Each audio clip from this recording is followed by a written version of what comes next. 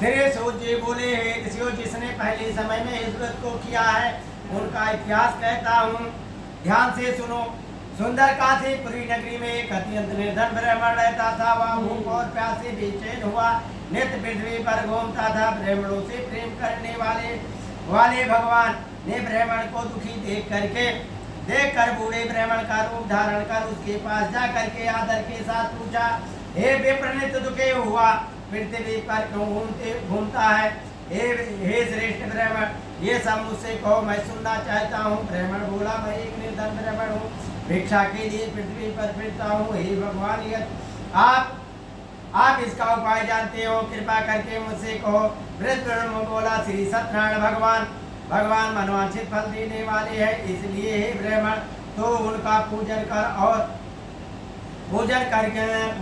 जिसके करने से मनुष्य सब दुखों से मुक्त हो जाता है। ब्राह्मण को व्रत का सारा विधान बतलाकर बूढ़े ब्राह्मण का रूप धारण करने वाले सत्यदेव भगवान अंतर्ध्यान हो गए।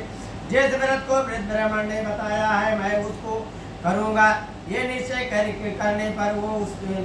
करने पर उसे रात को नींद नहीं आई।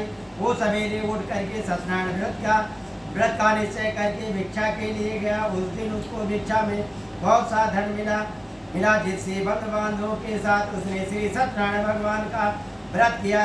इसके करने से वो ब्राह्मण सब दुखों से छूटकर अनेकों संपत्तियों से युक्त होकर उस समय से वो ब्राह्मण हर मास व्रत करने लगा। इस तरह सत्यनारायण भगवान के व्रत को जो कोई करेगा वो मनुष्य सब दुखों से छूट जाएगा। इस तरह नारायण जी का कहा हुआ ये व्रत मैंने तुमसे कहा है, हे विप्रो, और मैं अब और क्या कहूँ? ऋषि बोले, हे मुनिवर, इस संसार में इस ब्राह्मण से सुन करके किसने इस व्रत को किया है, हम वो सब सुनना चाहते हैं। इसके लिए हमारे मन में बड़ी श्रद्धा है। श्री सूत जी बोले, हे मुनियों, जिसने इस व्रत को किया है वो सब सुनो।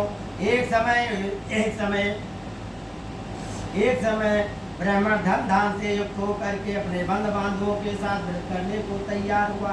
उसी समय एक लकड़ी बेचने वाला बूढ़ा आदमी आया। बाहर लकड़ियों का गट्टा करके ब्राह्मण के मकान में गया। प्यास से दुखी लकड़हारा उनको व्रत करते हुए देखकर ब्राह्मण को नमस्कार करके कहने लगा, आप ये क्या कर रहे हैं और इसके करने से क्या फल मिलता है? कृपा करके आप मुझसे कहो।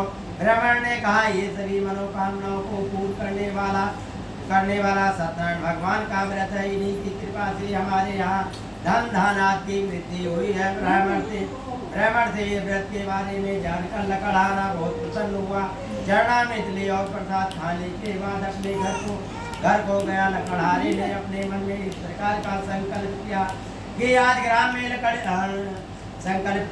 आज ग्राम में लकड़ी बेचने से जो धन मिलेगा उसी से श्री सत्यदेव भगवान का उत्तम व्रत करूँगा। यह मन में विचार कर वो बूढ़ा आदमी लकड़ियाँ अपने सर पर रखकर जिस नगर में धर्मानु लोग रहते थे वो ऐसे सुंदर नगर में गया। उस रोज वहाँ पर उन लकड़ियों का दाम पहले दिनों से 100 गुना मिला। तब वो बूढ़ा लकड़हारा दाम लेकर अप्रसन्न होकर पके हुए केले के शक्कर, घी, दूध, दही, गेहूँ का चूरमा इत्यादि सत्यनारायण भगवान के व्रत की कुछ सामग्री लेकर के अपने घर को चला। फिर उसने अपने भाई बंधुओं को बुलाकर जिनके साथ भगवान श्री सत्यनारायण भगवान का पूजन और व्रत किया। उस व्रत के प्रभाव से बूढ़ा लकड़हारा धन पुत्र से युक्त होकर के इस संसार के समस्त सुखों को भोगकर वैकुंठ धाम को चला गया। 2वां अध्याय। बोलो श्याम सुंदर भगवान की जय।